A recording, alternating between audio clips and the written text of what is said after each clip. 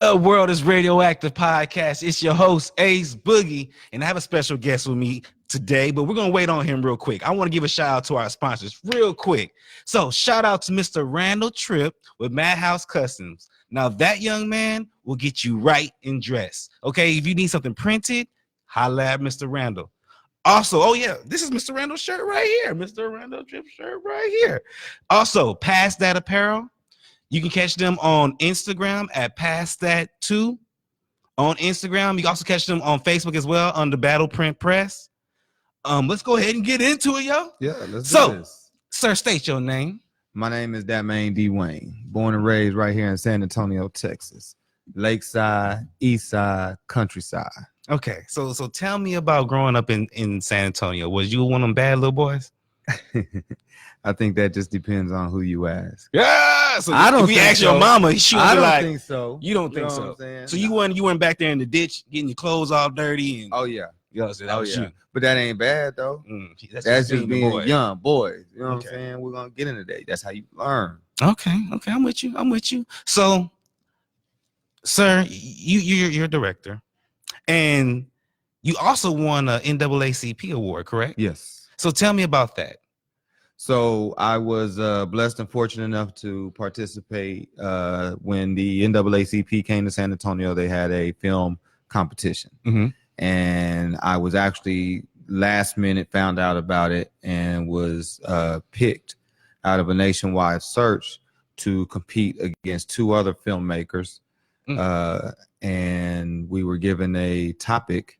Mine was about the importance of voting. Okay. And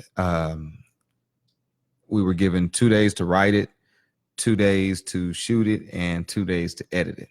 So that was stressful within itself, wasn't it? We had to cast, we had to write, we had to, location scout, figure out where we're going to shoot, the whole process of it. And yeah, it was stressful, but I mean, that's what we live for and what we're doing. So you did this with the local chapter here in San Antonio, correct? Well, actually, it was the Hollywood Bureau. Really? Yes. Ooh. They came to San Antonio and held the competition. Wherever they go and they do the convention is where they hold the competition. Okay. So how do you feel about the statement local director? Because I know some rappers out there can't stand being called local rappers. So as a director, do you feel some type of way about the comment local director? Nah, not at all. I mean, really, I haven't heard nobody really say local director, but I have heard local rapper. And I think it can be, people try to use it sometimes as like trying to take a shot at people. Oh, you just a local rapper. You know what I'm saying? And in reality, like, nigga, we all rappers. We all local. You know what I'm saying? Like, yeah, we local. Like, I live right around the corner from you, but I'm doing things that's touching the world. And everyone starts off local. Everybody starts off local. Because when we get up there, what we going to do? I'm finna scream San Antonio. I'm going to let them know where I'm from. You know what I'm saying? So are you just a director? Nah, not at all. So what all hats do you wear? In production, well, originally I started off as a rapper. So you used to be a rapper? I was rapping with a group named Texas B.A.M. We was doing our thing. We had a song called Like a Player. A lot of people that know me know our music, you know what I'm saying, know what we did. We had a little bit of success in and around San Antonio. We was doing shows and everything. That song allowed us to do a lot of stuff and meet a lot of people. So I just had to put that out there. Well, what made you stop? Just for the record. What made you stop rapping? It was just time. Everything runs its course. And when I always felt like I could do the music when I'm young. I mean, I always wanted to be a filmmaker. This ain't something that I just woke up and wanted to do. Where'd that passion come from? And when did you know? When I was young. Really? Me and my kinfolk, I used to have my kinfolk, I would write out little scripts and have them act out the parts. We'd have my grandma and them sit down and y'all sit down and watch. We finna act. And then have my little cousins and my sisters, get up there and act out the roles. We actually produced one called In Living Crayons.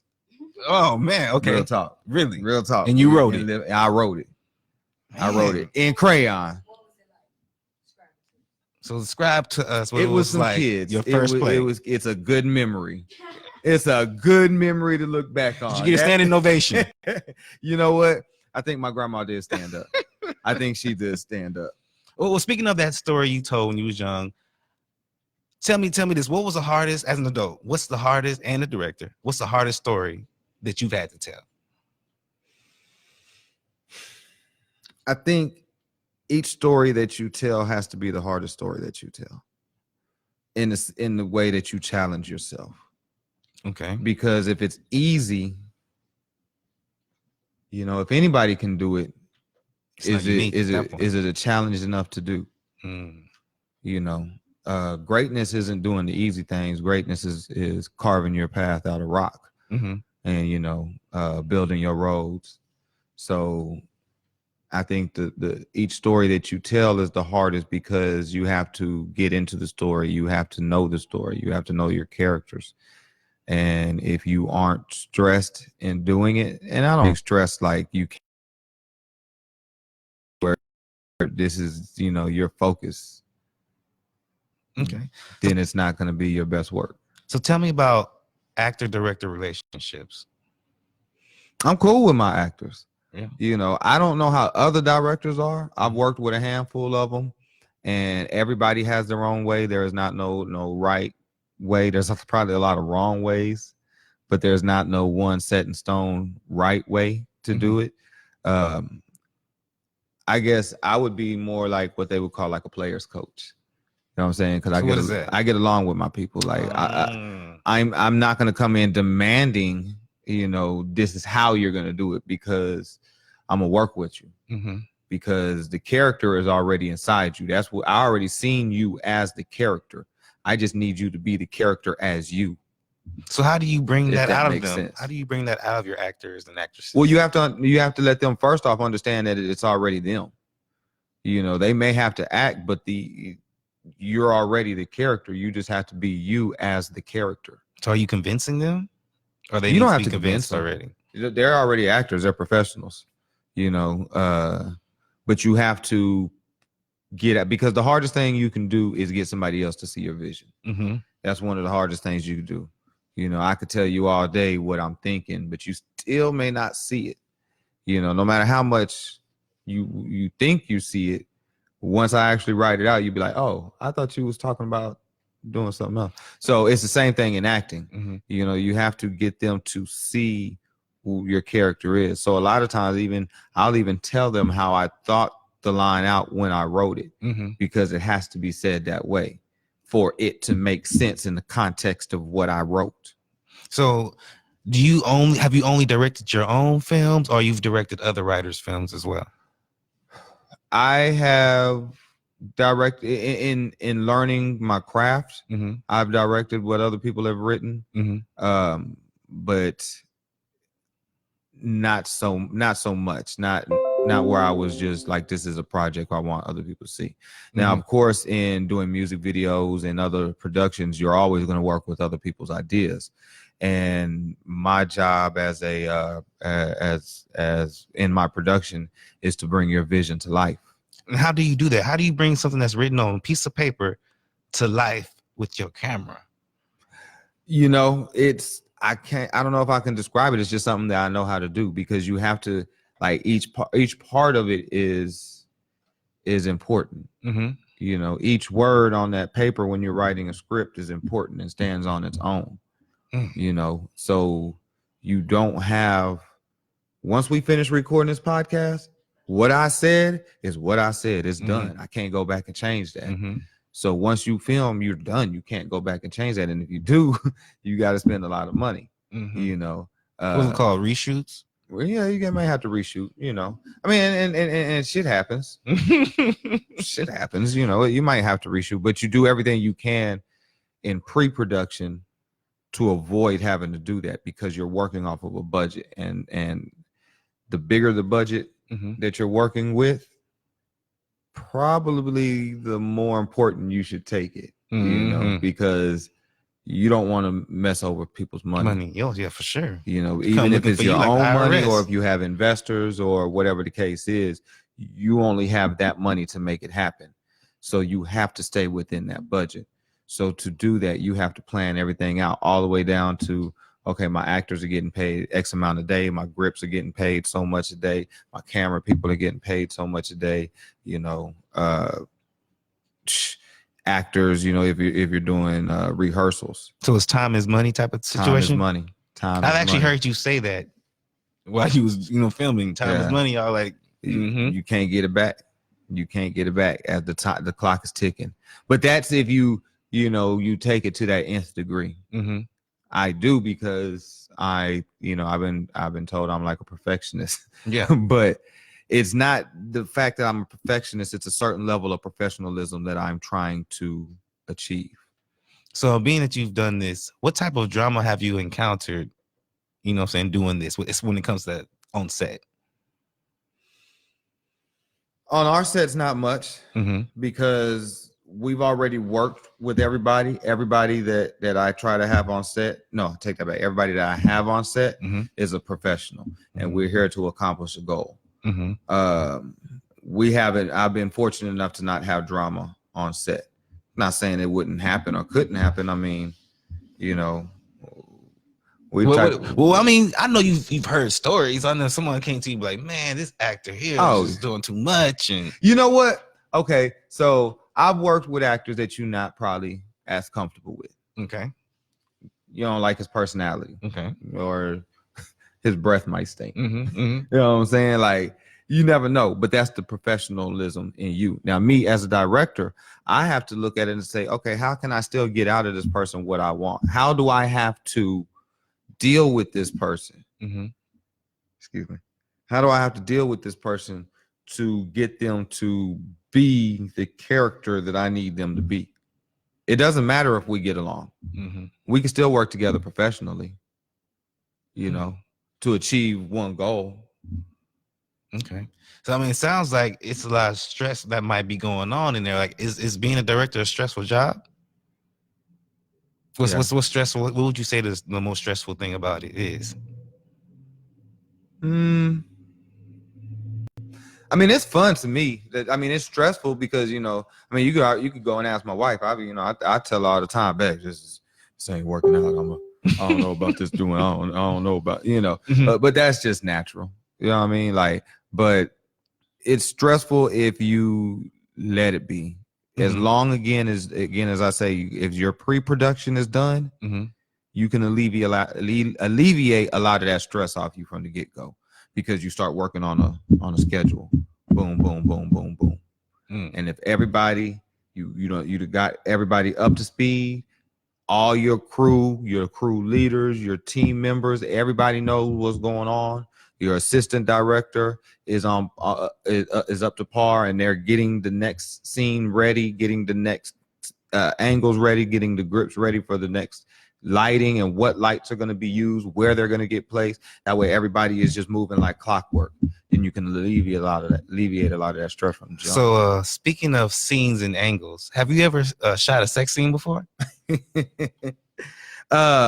Just me and the wife. Just me and the wife, and so it was only like one angle.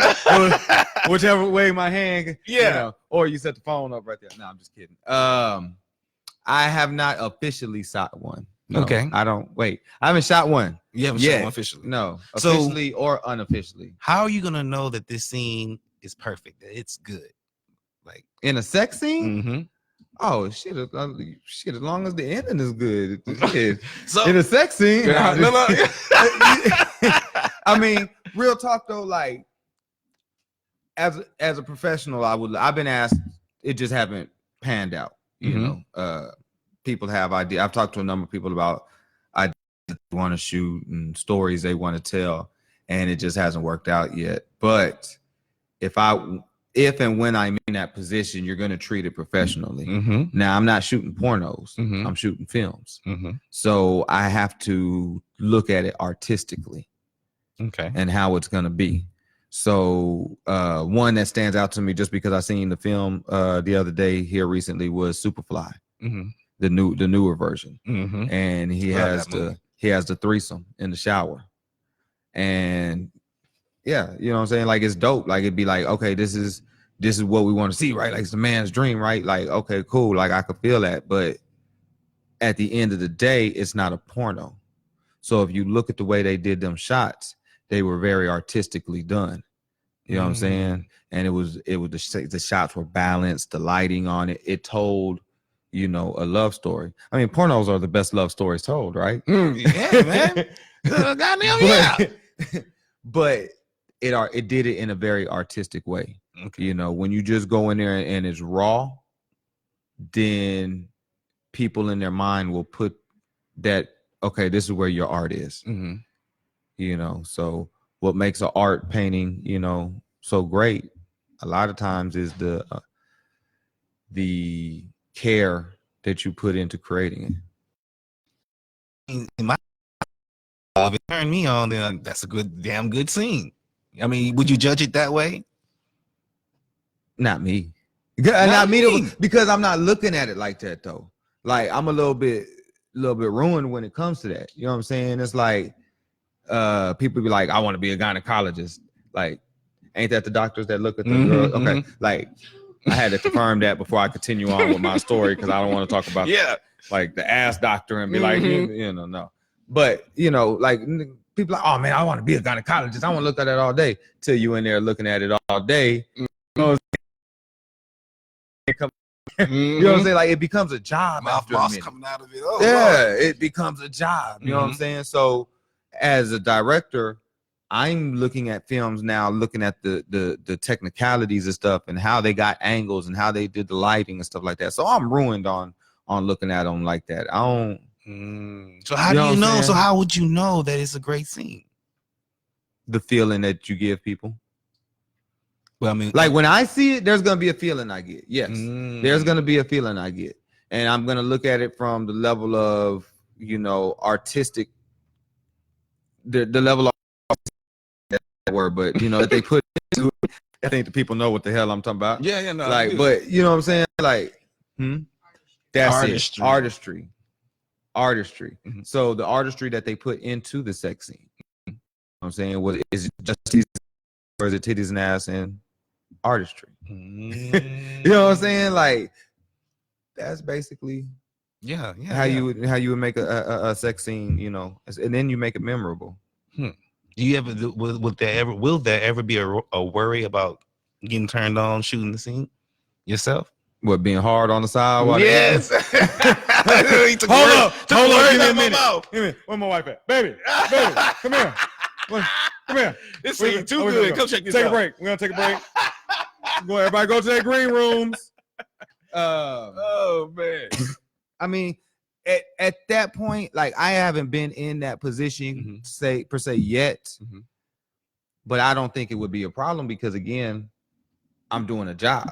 You know what I'm saying? Like I'm here to shoot this scene, and a lot of times when it's a sex scene, like people think like, okay, it's gonna be just all right, y'all go, and they really, you know what I'm saying, they really going at it, and you just got the camera and you like pervertedly around them, like nah, it's like, okay, we're gonna shoot this scene, you're gonna ride them from this angle, I want you to lean your head back at this mark, I want you to say this at that mark. It's a job. Now I'm sitting there looking at the time, like, okay, did she say it at the right time? Did she lean her head back at the right time? Okay, boom, did her titty bounce at the right space? You know what I'm saying? Like it becomes that. It's not.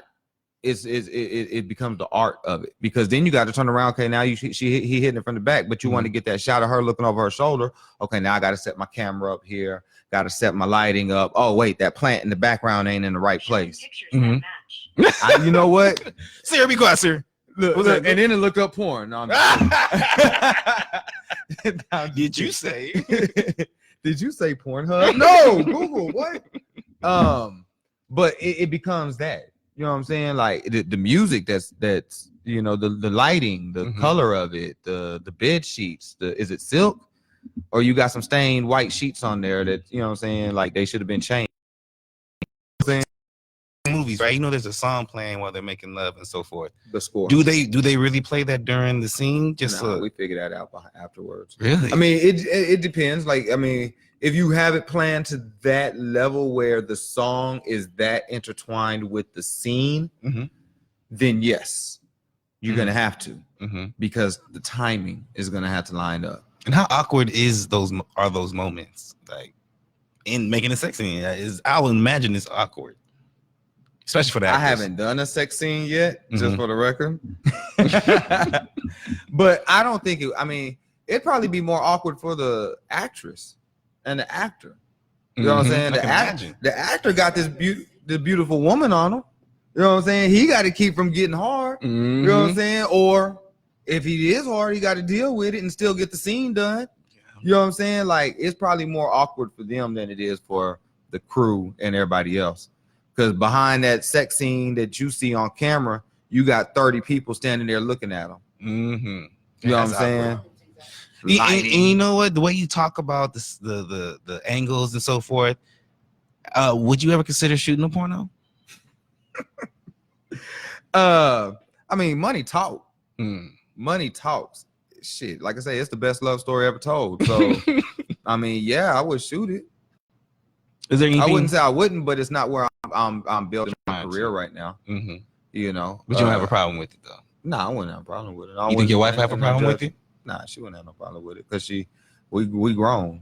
She trusts me. What would you not film? Rape scenes. Really? If it was, why it would have to be how you would tell it.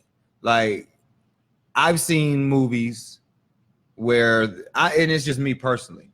You know what I'm saying? I've seen movies. I think can't think of the name of it, and I don't want to mistitle a movie, but it was a pretty rough rape scene in it, and I understand as a filmmaker why, and I don't. I'm not saying that they shouldn't be made, but me personally, you know, I probably could shoot it, but it would be tough. It would be tough. But why would it be tough for you? I mean, have you been raped before? Like, why would it be? Hell no. Hold on. Nah, I ain't been raped before. I just want to put that out there. Okay. We just have to say that. So why would it be so tough for you to? Nah, it's just the you know, seeing that person that's in the role of the victim getting victimized like that. Like, I'm not one that, like, I don't believe in hitting on women. You know what I'm saying? Now, mind you, if they come up and they swinging on me, you know what I'm saying? Like, I'm gonna protect myself. But I'm saying I'm not an advocate of beating on women. I'm not an advocate of degrading women, you know, and all of that. So rape is the furthest thing from my type of person who I am. So in seeing it, it's just that it's that realism, and I can understand why on camera, why put it there. And if it was in a film that I was gonna direct, I wouldn't run from it. I would shoot it, but I would probably shoot it in more of a way that I would feel that I could get across what's going on and leave a lot of it to the imagination. Because just because you don't see that they getting raped don't mean that you don't know they getting raped. If you hear the screams, like, movies are magic. Like, you can make so much shit happen in movies and your brain creates it. That's why Alfred Hitchcock was so great at what he did. You know what I'm saying? Because a lot of things he left to your imagination. I was watching the film the other day where and a lot of times when you have a lack of a budget, you have to get creative. So you have to create these things, but it was a fight scene. And it showed the character in his house, and he's preparing his meal or whatever he was doing, and he had pissed somebody off, and they were coming to fight him. And so the tension was building up, and it's fixing to go down. And the guy that comes in the room and he sees him standing there and he has that look, he's ready to fight, and he just walks past the camera. You already seen he was angry. You know why he's there. You know what's fixing to go down. And what they did was they cut the camera back to the outside of the house, and they panned out slowly, or they zoomed out slowly, and you hear the tussling going on inside. So they're fighting. I can't beat what you see in your head. There's nothing I can create that's gonna beat what you see in your head. You're gonna create the best movie there is. So if I learn how to take advantage of that, then next thing you know, you're saying, man, that was a great movie. Yeah, man, he went in there and attacked dude, and man, he hurt him, he did this, he did that. But I never showed you nothing. Your brain created that. So if I was to do a rape scene, why do I have to show what's actually all the violence of it? Why can't I still convey the violence in a more artistic way that I would deliver it. So how do directors pull the emotion out of the audience? Like bring tears. I've seen movies and they brought me to tears. Like how does a director capitalize, I guess, on the impactful moment in the movie? Pre-production. I mean, you gotta set it up for that, but as much as you set it up for that, there could be something that you decided to do and it just totally missed the mark. You might be trying to set something up to be sad and people laugh at it. That's funny. Yeah. And you I was awkwardly in a position where I laughed at a scene that I was in, and it was a sad scene, and everybody else caught the sadness of it, where I had the humor in it because it was me on scene. And I realized in the moment that I was laughing that, okay, this isn't the right emotion. So I could see how, but when that happens, you have to ride with it because this is what you created. So if that's the emotion that they got from it, then one, let it ride because it is what it is now. But then two, look back at your drawing board and say, well, how do I do it better for the next time? You know what I'm saying? Because the films, music, like all that, like we want people to, like, what wasn't that Erykah Badu? What'd she say? I'm an artist and I'm sensitive about my shit. Yep. You know what I'm saying? So we want you to feel us. Like when I was rapping, like when I spit a verse to somebody, there was no reaction that you could give me that was good enough. You could be like, dog, my nigga, that's the best verse I heard. That ain't gonna be good enough to me. If you didn't literally pass out and die from me spitting this verse, then you didn't react strong enough. You know what I'm saying? So, I mean, we sensitive about it. So when you have somebody experience an emotion from something that I created, that's one of the most powerful feelings that you could have as an artist. That's one of the biggest compliments that you could get from an audience, is that they felt an emotion from your work. How important is how we look as a people on film to you? Very important. Very important. I say, let me tell this story real quick. What's his name? Ray Rice. Ray Rice was, the story went that he hit his girlfriend in the elevator, right? And it was talked about. He went to court. He was punished for it. The NFL suspended him. You good? Man, I'll dry it up. I got you. Appreciate you, sis. No, go ahead. No, you go ahead. And so, like I said, he had did all that. He had already been suspended from the NFL. I think he had even started playing games again. But then the video came out. And once the video came out, he was punished all over again. And then he was kicked out the NFL. That's how powerful imagery is. So if you don't tell our story and you allow somebody else, thank you, ma'am.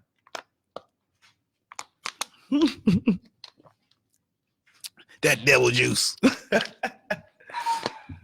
If you allow somebody else to tell your story, then they're not going to tell it properly. They're going to tell you what they interpret of you, how they feel that you are in their eyes. And so it's very important that we narrative, because the storylines that have been put to us in the past have cast us in roles that we are more than. We're not just the thug in the story. We're not just the magical Negro in the story. We're not just the help in the story. You know, we have the same stories as everybody else, you know, and so we have to tell them. Name a black film that got it right. A black film that got it right. Got it right. That's a good question. I mean, it depends on what your mark is and what you mean got it right. What portrayed us, you know what I mean? In your opinion, portrayed us well. The movie itself was great. Black Panther. Wakanda forever, huh? Damn. I mean, there's a lot of movies going through my head that quote unquote portrayed us right. Because I mean, there's what do you say in is portraying us right, you know, and who wrote the story? You know what I mean? Like Wakanda, you know, it wasn't a black production behind it. You know what I mean? It's a Marvel comic. Now it's great that it brought us together as people in unity because we were like, oh, we could see ourselves as kings and queens on the big screen, which ain't normally done. But it was all marketing. They just figured out how to get our dollar. They know we're prideful people. You know what I'm saying? Look at the whole Gayle King situation. Oh man, what did you think about that? We're prideful. I mean, I completely understand the anger. Hell, I think she shouldn't have asked the question. You know, I mean, if the man was acquitted, or even if he wasn't acquitted, even if they just settled out of court, either way, he was not charged. And if this was your people, as a journalist, if this was your people, you wouldn't want that brought up about your people where it wasn't even like he was falsely accused or they settled out of court, whatever the case was, but he was not found guilty of it. Now, whenever somebody of us, you know, like them old people do, somebody of us dies, you know what I'm saying? Then they do that to us. They want to shit on our legacies. You know what I mean? They always want to bring up the worst of us. However, there are, this is what I'm curious about when Woody Allen passes away. Are they gonna bring up him? What are they gonna bring his daughter up? Lover? Like they're gonna bring up some of it, but how much are they gonna bring up? You know what I'm saying? Like, and the whole thing about Gayle King and Oprah is okay. That's cool if you want to bring up about like, you know, sexual predators and all that shit like that. Okay, that's cool. I got daughters. I got a daughter. I got, you know, sisters. I got a wife. I got, you know, mother. You know, it's crimes against women. That's terrible. We don't need to do that. But why are you always coming after the black people doing it? Why are you always bringing down the brothers with your exposés? You know, you kicking it with Harvey Weinstein. You kicking it with your, who is it? Oprah just had whatever, somebody else close to her, you know, got us convicted of sex crimes. But you don't hear them talking about them. But you know what? It's not always about race. It's business too. They said killed himself. What's his name? Epstein. Oh, Epstein got dirt on everybody. He had to die. Yeah, he had to die. They were getting rid of him. Yeah. They were getting rid of him. He had no choice. And then all the stuff they finding in the you know, the investigation. What you think? Like, come on. What do you think his movie would be like? They ain't telling it. They ain't telling it. The story never told. It's too many. He's connected to too many people. He's connected to too many people. Them freaky white people with that money like that, man. They crazy. Who do you blame in that Gayle situation? Who do you blame? Production? Do you blame Gayle? Like who's to blame for that? Oh, and as far as the Gayle King situation goes, that clip being put out. So from what I understand, I didn't see the interview originally. From what I understand, the interview was already out there. Am I right? Am I wrong? I don't know, but it had already aired. Yeah, but they specifically picked. No, they picked the I guess the company picked the clip. Well, that's the damn marketing department. Like Gayle King wasn't in the editing room when they chose to put that clip out there. You know, her job as a journalist was to go ask these questions. You know, and from what I understand, again, I haven't seen the interview. Understand the way it comes across in the clips that we've seen is not the way it was during the interview. Now that doesn't, to me, excuse completely you still asking the question, right, but at the same time, as a journalist, you are there to ask the questions that are on that everybody is wondering about. And the question that one of the questions that she asked, and I think it probably should have been the only one if she wanted to touch on it, was, is it fair for the media to continue to harp on it? Which would have given Lisa Leslie a chance at that point to say no. And that way it would be heard to the rest of the media, because that's how that world works. You know, they talk to each other through that way. And so once Lisa said it, I think what Gayle's, and I don't know, but I would hope that with what she was aiming for was to did that situation. She was trying to be a positive in making people stop talking about it, but the way it came across and with some of her follow-up questions, it made it seem like she was harking on it. And then once the marketing department got held of it, I mean, shit, if it bleeds, it leads. So as a director, can you change a script? Have you done that? Oh yeah, you have to. I mean, there's a term called you got to be willing to kill your baby. Because you're going to work with people that have more experience. You're going to work with people that, you know, your story is the greatest story ever told. Like, no matter how you came up with it, but you can always fine tune it. You know, when I was in the NAACP and wrote the original story, I had the dad playing a prominent role in the scene. And the producer of it, Logan Cole, he said, why don't you make the mom more central? He said, because she seems to have a stronger voice in this scene with the little bit that I have wrote her.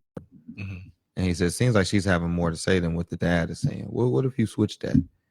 I took it back to the drawing board that night and switched it around. So that good advice? I thought it was. I mean, you could take it or leave it. You know what I'm saying? But again, with business and marketing, and you look at the way that TV and television is going, and women are getting their fair share of the light now. And so the pendulum is swung that way. Look at the superhero movies that are coming out now. They're all going to be, you know, the female stories. So, you know, in keeping up with that, it was a good decision for me to make that switch. And so that's why you got to be willing to kill your baby, because my story originally didn't focus on her. But once he made that suggestion, not only because he just made it, but because he has more experience. He's been in the position that I'm trying to get to. So I can't sit here and, you know, like, okay, you think you know what you're doing. You don't know what you're doing. But this man got a history of success. You know, now I'm trying to sit here and hold on to my idea, but my history isn't as long. Would you ever get in front of the camera? Yeah. Really? Yeah, I have. I've done it before. I actually won a Best Actor award. No way. Yeah, I won a Best Actor award. So I mean, are you an actor? I'm an actor. This guy. Give me a line. This guy. You want me to give you Pulp Fiction. Tell me an emotion. I want you. Hold on, I got one. Devil in the Blue Dress. Okay. If you ain't want the motherfucker dead, why you leaving with me? Boom. I don't know. Boom. So I don't know. I know. Look, you had to have been joking. I'm like, for real, I ain't never seen you in no films now. Hey, that's one of my favorite lines from a movie, though. Yeah? That's one of my Why? favorite lines. Why is that your favorite line? It's hilarious. If you know Devil in the Blue Dress, and you know that scene with Denzel and Don Cheadle? I don't think I've seen this movie. Call in right now and tell me if it's Don Cheadle. Man the lines. Answer the phones if they ring. It's a great movie. I wouldn't say it's my favorite movie. No. Probably Coming to America. Yeah. Because it had everything to me. It was funny. Okay, so you asked me earlier which one did it right. I think the early, when Eddie Murphy got control of writing his movies, I think was one of the better times. That's why I think Harlem Nights and Coming to America, because the writing team was them. It was, and they did. It wasn't like a pre-made narrative of who these characters were going to be. You know what I mean? And so those are some of my favorite because they're funny. You know, I love humor, comedies. You know, I love horrors too. But my favorite horror movie. I know. Shit. Blair Witch. Hold on. No. I love their marketing. Their marketing is probably my favorite of all horror movies. But shit. I think that was like one of the first like one-shot films, wasn't it? Well, type of reality film. Mm. Yeah, the way they did it. I could see it in my head. Describe it. It's an 80s movie. It's a scary movie. They Live. They Live is dope though. Mm-hmm. They Live is dope. It's gonna come to me in just a second. Right. It's gonna be at the end of Well, it. Matter of fact, I might call in next week. Look. Callers, I'm gonna call in. I want to know what consists of a good movie to you. One that just brings me in. Like I'm watching a series right now, and movie or series. Okay. Because I think a series is just a long movie. You just got more time to tell it. Extended. Yeah. But I'm watching right now. What I'm into is Man in the High Castle. What is this on Netflix? Hulu? What are we talking about here? Amazon Prime. Okay. And the story is about a world where Hitler won. And they took over America, and it's the Japanese and the Nazis in control in America. Is it and I don't want to do any spoilers because people get real sensitive about spoilers, but it's really an interesting storyline with the way they're tying it in. And then you see the hero in it. I think my favorite type of movies are movies with a twist. You know what I mean? Like, I love heist movies because at the end of the heist movie, they let you know exactly how they stole it. You know what I'm saying? So I love like Ocean's Brings 11. you back around into it. Yes, Yeah, man, I See Dead People. Oh, what was that one? Sixth Sense. Sixth Sense. I'm like, man, I'm pretty good with movies, man. I'm a pretty good movie buff, man. Hit me with a line, man. Let's see if I can get it. Let's go. Any moment now. If you ain't want the motherfucker dead, why you leaving with me? Hit me with another one. Ricky! That's boys Ricky! Boys in the hood. Boys in the hood, right? All right, come on. I'm ready. I'm ready. Find another one.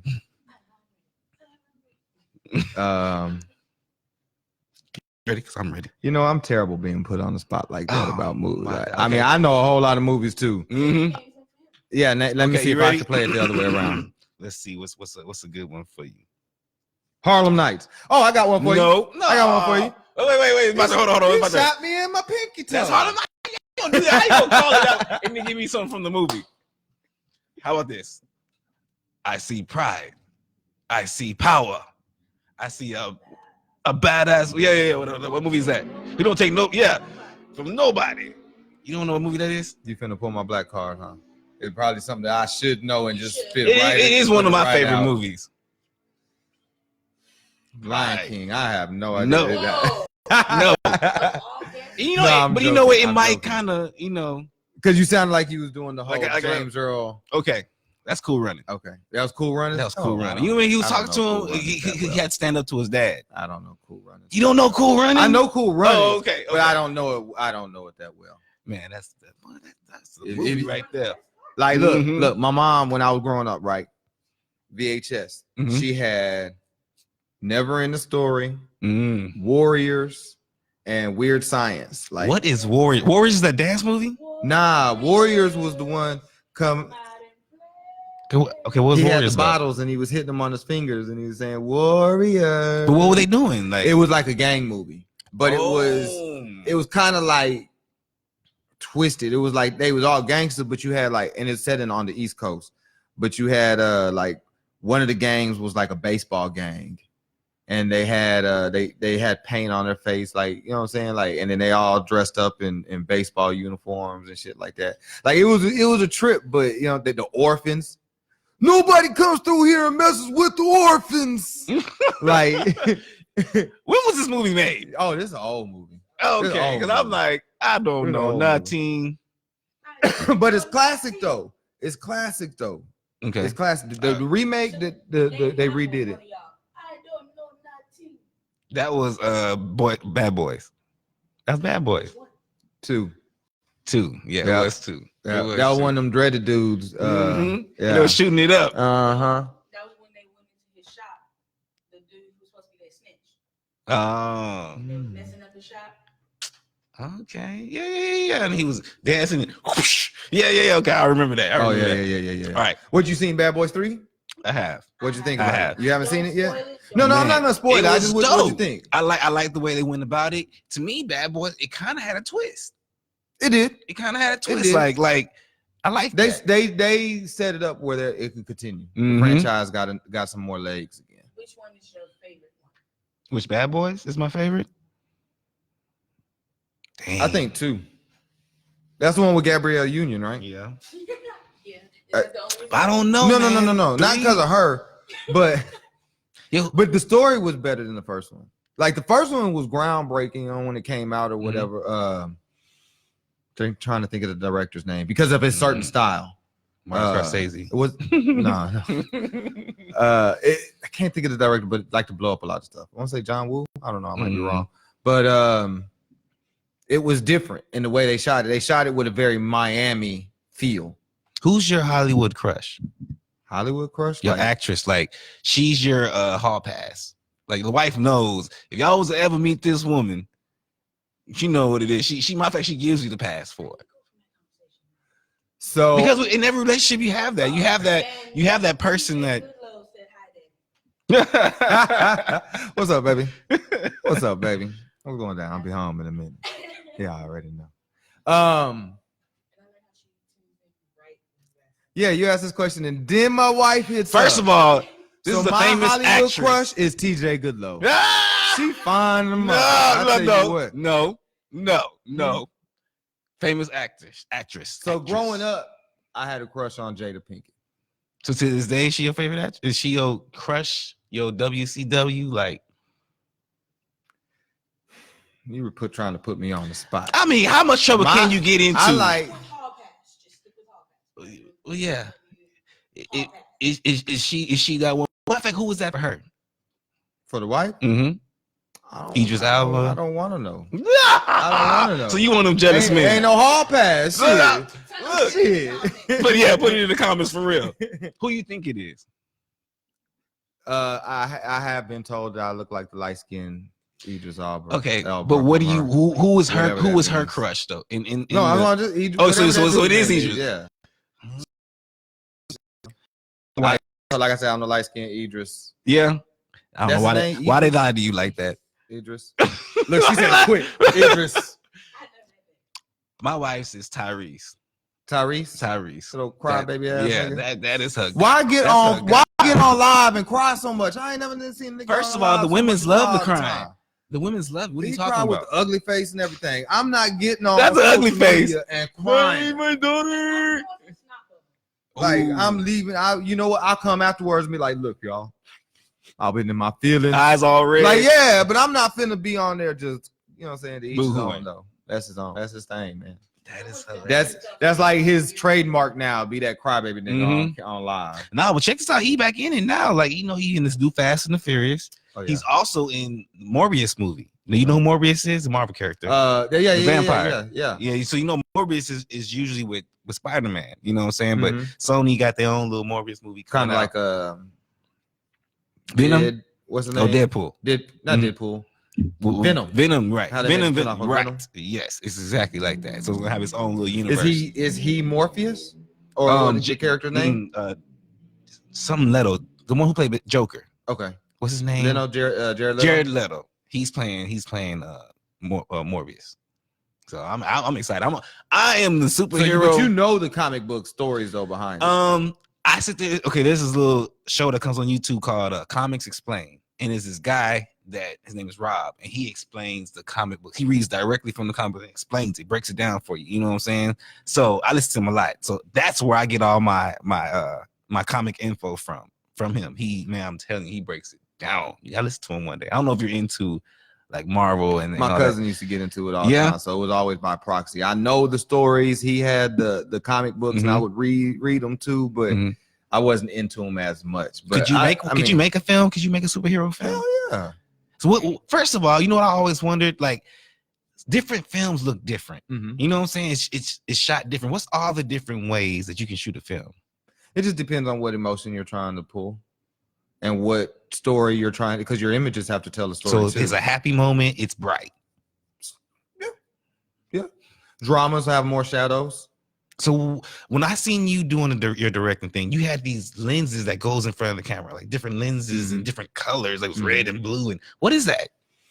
Well, it's to allow you to change the color on set, to bring out a certain emotion from the coloring. I mean, and that's what your DP does.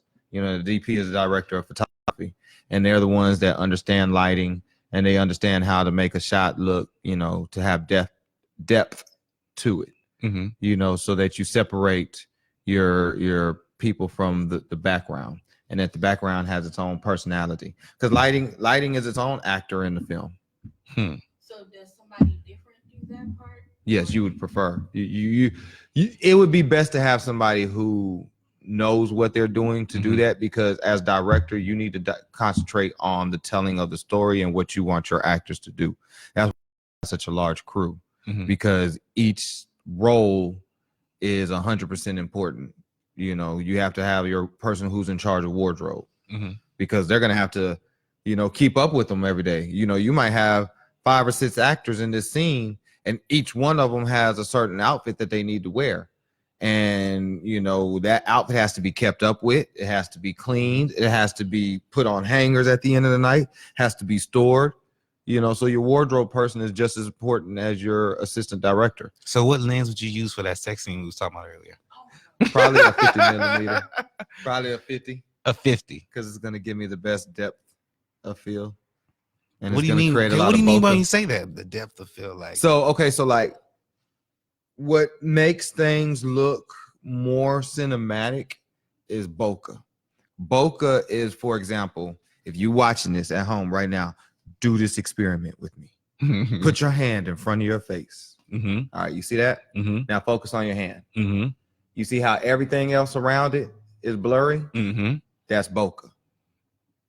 Now, when you're looking at it and then you look at the background behind it and now your hand is blurry, you just changed, that's like the depth of field, the focus, right? My eyes go cross-eyed. So that's the type of things that you want to consider when choosing your lenses, is the type of shot and story that you want to tell with that lens. So in business, in being in a movie business, is it better? No. Your glass is the most important part. I mean, if your camera can shoot with a high enough resolution, I mean, yeah, you want your filter or your everybody out there just said this dude don't make movies.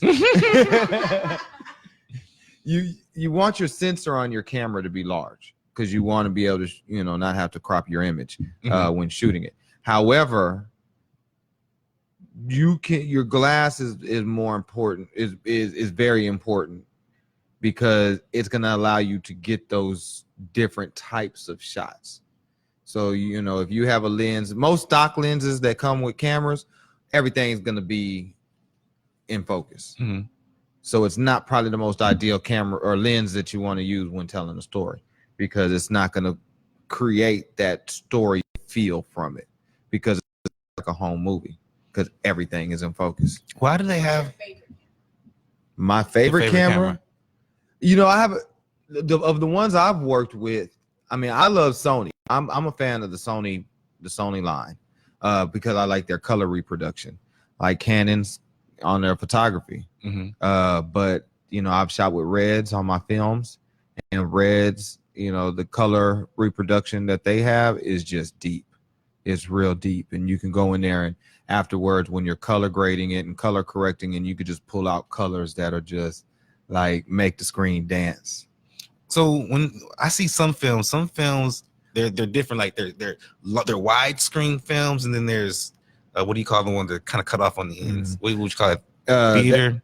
That's just kind of like that's 16:9 or 4:3. So why do certain movies not require that, but looks better in that, and then certain movies look better in widescreen? Some people like to have it with the letterbox on top, which is just depending on the sometimes the medium that you're showing it on or the screen that you're showing it on.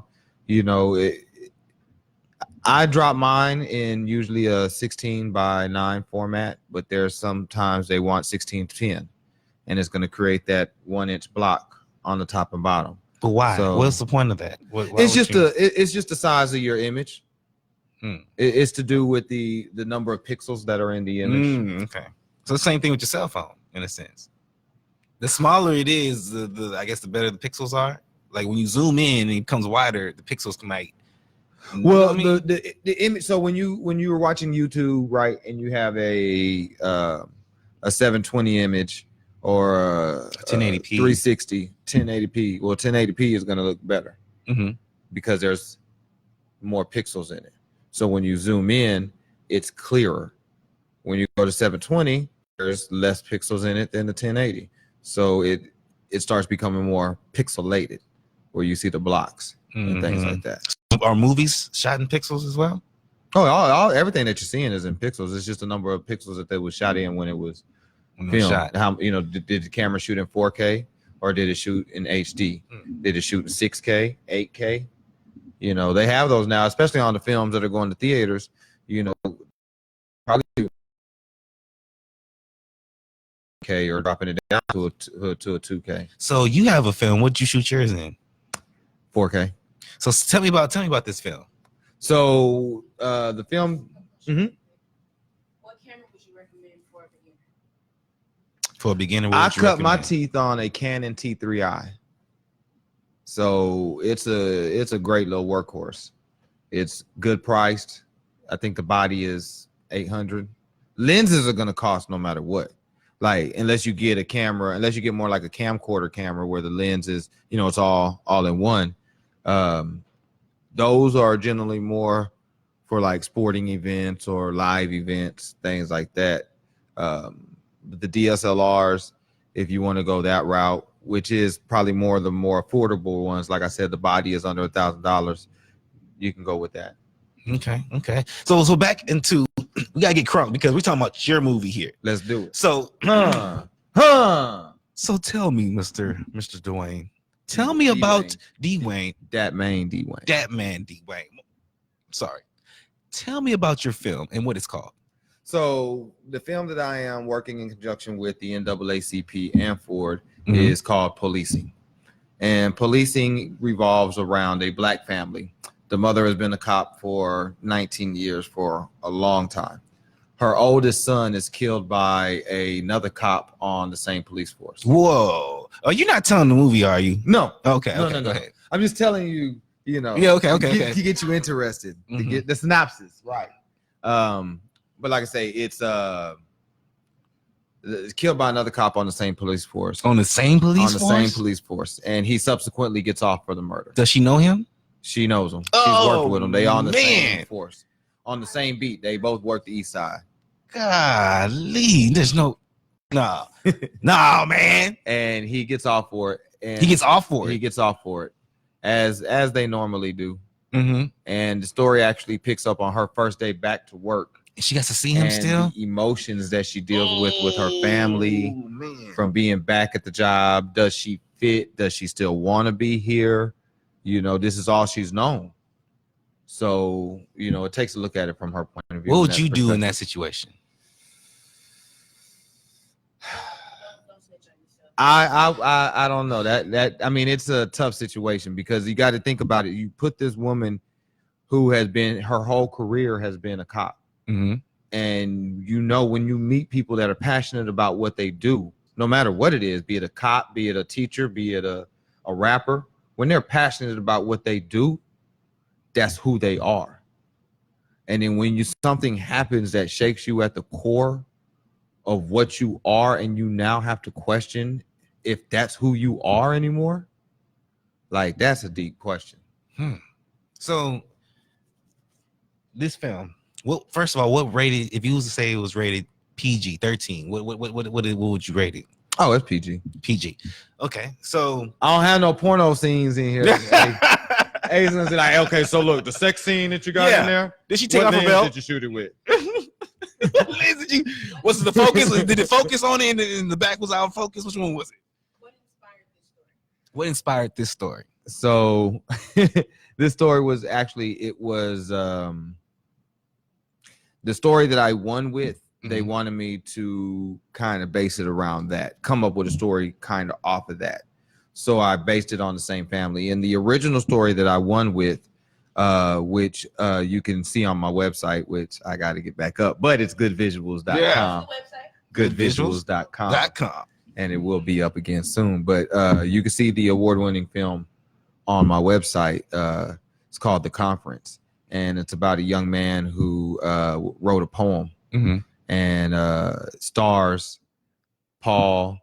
Paul, what is your last name? Why am I drawing a blank on your last name, Paul? Heisenberg.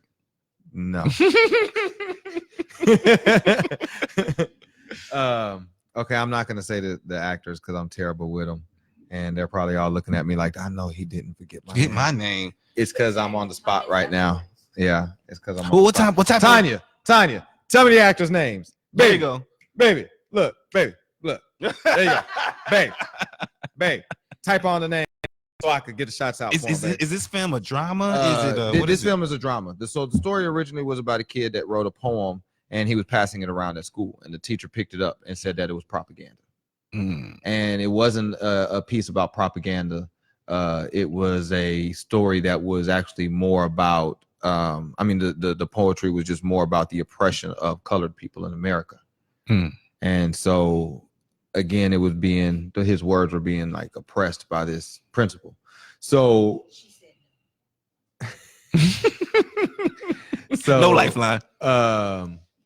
So in the story, he wrote that poem, and I wanted to say why this kid was so passionate about voting and why he felt so strongly about it.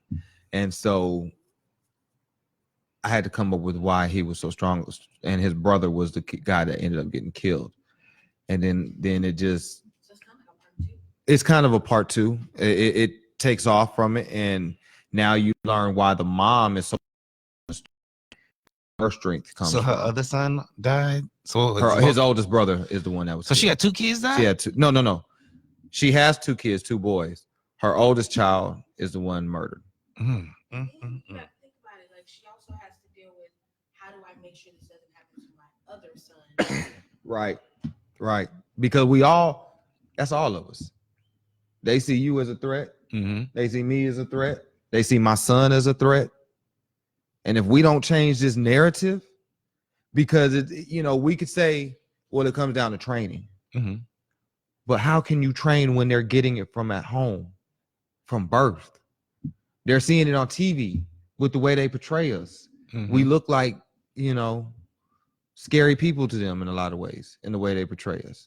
There's a lot of middle America that they don't get to be around urban areas, as they like to say, so they don't get to meet too many black people. So they get this image in their head of what we are and how we react and how we see things and how we do. You get the people that have images already built up in their head, and it's reinforced by the images they see on TV. Is that somebody else controlling our narrative too, though? That is exactly somebody else controlling our narrative. So what big plans do you have for us in the future, man? So depending on funding, this film is a 30-minute film. Policing is. And I'm sorry, real quick, to continue on to policing real quick. We'll be doing a premiere for it later on this year. I still got to lock in the date, but we're looking at a couple of venues right now, and we will give you all that information. But we're going to be doing a premiere that is going to be dope. We're going to have red carpet. I want people to wear their Sunday best, come out in your ties, come in your suits, your tuxes, your high heels. Ladies come out, with your hair did, nails did, everything did. You know what I'm saying? Like, yeah, we're gonna have a good time. We're gonna set Hollywood.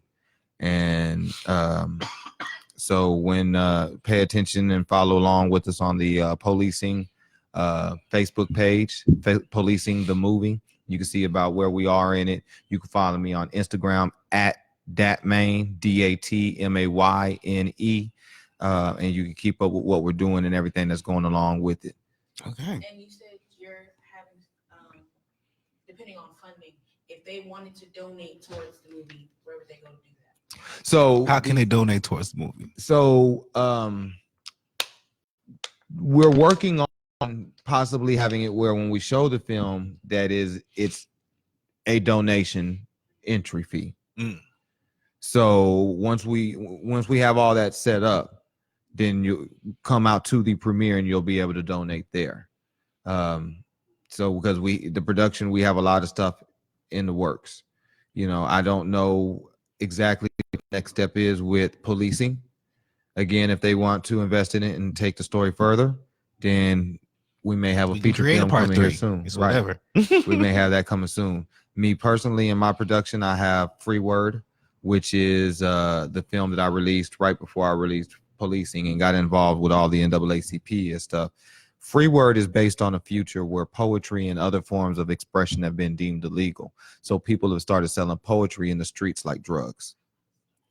And it's been going around and getting its, doing the film festivals and things like that. It's been going around and getting high praises and winning awards and things like that.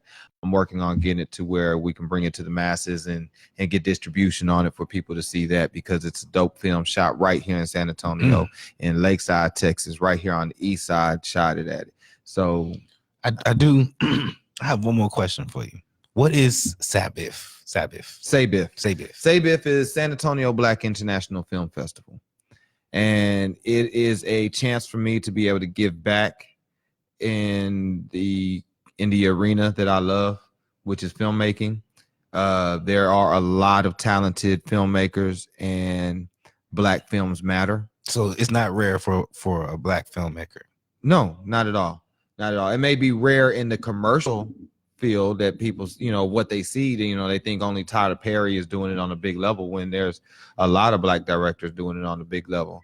Tyler Perry has a great marketing team behind him and has done some legendary things and is still doing some legendary things. But no, it's not rare at all to see Black directors in this arena. Ever since I've been doing filmmaking, I've been meeting a number of them. I mean, it's a small world, so you end up meeting a lot of people from a lot of different areas around the country, and there's a lot of creative people, and you never know where you're going to meet somebody that's going to be able to, give you just that spark of energy to carry you into your next, chapter. Have you seen the movie and you felt like, I can do that better? Yeah. What movie was that? I mean, every movie. Every movie. Every movie. I'm the best director out there. Ever. I don't know, man. Like it's a number of them, though. I mean, it just, and I wouldn't necessarily say that I'm gonna do it better, but I'm gonna do it my way. Now there might be people that like it better, but it's gonna be my way. What kind of director are you? Would you say, if it was asked, right? Because you have what's the movie that Bruce Willis be playing in with that guy, and it's always gray or like little weird colors. You know what I'm saying? Sin City. Sin City. What's that, man? Do you remember the director's name? Quentin Tarantino? No, that wasn't Tarantino. Was that that wasn't Robert Rodriguez, was it? I don't know. I don't know. I'm just saying names. I don't know. I might be lying. But do you have a signature something to your filming, your style? I'm learning it. I think I have a good way of telling stories. I have a good way of developing characters. I have a way that when I'm telling my stories, it pulls you in right away. The dialogue that's happening in the story is going to pull you in. The fact that the cop has to go back to work and deal with this cop that killed her son, I want to see that. Yeah. Like, whoa, like I wouldn't even know what to do in her position. And she has to remain professional because this is work. This is how she pays the bills. Exactly. And does she fit? As well as that would also be putting her other son in danger if she did. So if she did, see how it sparks this conversation? And that's what as a director was what I want to happen, is to spark that conversation. That conversation that can make change happen. And I love putting San Antonio, on the big screen, so to speak. I love showing off San Antonio because San Antonio got a lot of beautiful scenery. San Antonio has a lot of, culture, that, you know, and even though we only make up 7% of San Antonio, and again, like the Mo say, y'all know what I'm talking about. Mm-hmm. We have such a huge influence on the culture that shows our strength and what we can do and what we can accomplish. And I was able to not only show a lot of beautiful scenery in San Antonio. Matter of fact, something real quick with policing is I was able to, just like with my first film, I shot it on the east side, I shot it in the lake side. I'm gonna show y'all where I came from. I'm gonna show y'all what I seen. I'm also gonna try to show you, you know, the city in and out. And we were able to get permission from the SAPD to actually shoot I was there. the film in the SAPD. So we were actually able to use the room. We used the I think sergeant. We had a sergeant's office. The mayor was up there working out. I remember that. The mayor was up there working out in the locker room while we shooting the film. Like I got a chance to sit there and have a conversation with the mayor when he just got finished doing some curls. He got buff too. He's like, hey, nice to meet you. Yeah. Don't interrupt me. Don't interrupt me right now. He was busy. But it was dope to be able to do that. And just like in Free Word, I want to show off San Antonio talent. You know, so like in Free Word, I was able to, now the actors that I've have found, or I when I do my acting searches, is all throughout Texas. I had actors come from Louisiana to try out for parts. What's the furthest somebody's came out? The furthest that somebody's came out. Actually, you know what? My lead actress, she was living here. I think she was living in Houston when she first did the role, and she has since moved to Washington.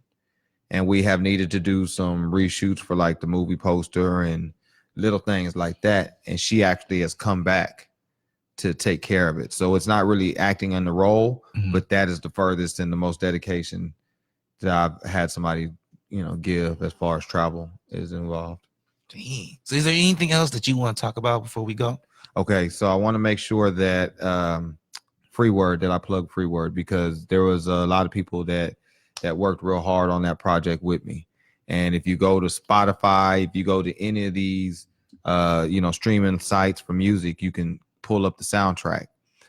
Free Word, the soundtrack. It's got, you know, 10 or 11 songs on there that are some of the most fire out of. Are these all local artists on a lot of local artists? Yes. Dope, yes. dope. So just go over. You do music videos. You do commercials. Yes. You do movies. Yes. I know. Movies. What else is there? Pornos, as you have me doing. Popcorn chicken. Yeah. I mean, all the above I can make happen with a camera, man. You know what I'm saying? Like, I got a documentary in me. Live events, I do live events. I got a horror film in me. I got more live events in me. I got weddings to do. You know what I'm saying? Like the camera, you can make a lot of stuff happen. What I am building is that main D Wayne, the filmmaker, the director. So that's where my focus has been on growing. TJ said her name is Brandy Brown. She's the main actress in Policing. Baby, I was actually talking about T. Rochelle and Paul. T. Rochelle. T. Rochelle was the main actress. She was a mom. Yeah, she played the mom. And Paul played the Paul Wilkerson. Boom! Knew I was gonna remember for the end of the show. It's Trigger Me. And In the Mouth of Madness is my favorite horror movie. Told you I was gonna remember. In the Mouth of Madness. If you ain't seen In the Mouth of Madness, you need to go 1950s? See that. When was that? That was not 1950. It was like 1991. 1951. I did. I tried to make it new. I was like 91. That's still a long time ago. They're trying to make some things happen. Okay. And Brandy did an amazing job in Policing. She was a police officer. She was the actress that played the police officer. She was sitting in the car and she had to take her deep breath before she went into the building. Yeah. You know what I'm saying? That right there, like, and he that's was one of those emotional. Look, real talk. Ace was on scene. Like he was one of the grips. I was You was helping with the doing- lighting. I was You doing moving the the lighting lighting and stuff around. There we go. Yes. So yeah, he was actually on scene and seeing a lot of the movie magic happen. Next time it No, happens, it's I got actually more. it's Stuff actually coming. I got long more work. stuff. Long. I mean, oh my God, tedious long work. In 48, what we shot over the weekend. Mhm, it was 2 days. We ended up shooting 3 days total. 3 days? Okay. I 3 remember. days total. But the first 2 days out of a 48-hour weekend, I think we were shooting for probably 32 hours. So like 15, 16 hours. We weren't shooting the whole time, but I mean, like, you know, from pulling the truck out, loading the equipment up, go shoot the shot, unload the equipment, put things up, like long, sleepless days. Mm-hmm. And last question. If you didn't make any money off of this, like not specifically that film, but like in general, do you love it so much that you would still do it? So if you didn't make any money, do you love it to the point where you would still do it? Definitely. Definitely. Because I ain't made a cent yet. Not off the film. I mean, I made some money, but not like what you would consider, you know, I'm doing it. You know what I mean? Like, so I love it. I mean, that's all gonna come though. You know, if you do what you love and you do it right, and people see that passion, they feel that passion, they're gonna see it in your work, and they're gonna want to see more of it. They're gonna want to get, like when Kobe Bryant played, you wanted to see more of him playing. He was greatness on the court, and that's where I'm trying to take my films, is greatness on the screen. You call him Director Mamba. The mixed mama. The mixed mama. Oh, Cause I'm black and white. Never mind. All right. yes. So again, I am Datmain D Wayne. My social media is at Datmain, DATMAYNE. Facebook, DW Goodloe. Yes, you are. DW Goodloe. I'm also on Twitter. Believe on Twitter I'm at Datmain still. Probably. Same thing at Dat_main. Excuse me. So you can follow me on all those. The website is goodvisuals.com. Good visuals. We will have that up here soon. Yes, and you can actually Again. catch us. Look, right. Again. You can catch us on Facebook, of course, Radioactive Podcast. On Instagram, Radioactive_podcast, and YouTube, Radioactive Podcast. We'll give a shout out to our sponsors one more time. Shout out to Mr. Rando Trip with Madhouse Customs. Oh, yep, my shirt, y'all. Y'all see it? They see it? Atomic World. Boom. You know what I'm saying? Boom. I love it. Hey, and that green, the way it's popping. That green is popping. Randall, it's popping. Randall, you did your thing, man. You did your thing. Also, Pass That Apparel. You can catch them on Instagram, Pass That Apparel too. You can also catch them on Facebook under Battle Print Press. So, this is Radioactive, guys. You sure want nothing else you want to talk about? Be sure to follow my stuff and check out Free Word. Go listen to the soundtrack. You can buy the book. The film will be coming soon. We have part 2 coming out soon. We have series that we're working on. We have a lot of projects that's in the work. I'm trying to bring a whole bunch of stuff to you, man. Sir, let me ask. We blowing after the show or what? I don't know what he's talking about. Wait. That ain't the question. I plead the fifth. Wait, my bad. No, let's run it back. This is Radioactive, y'all. Peace.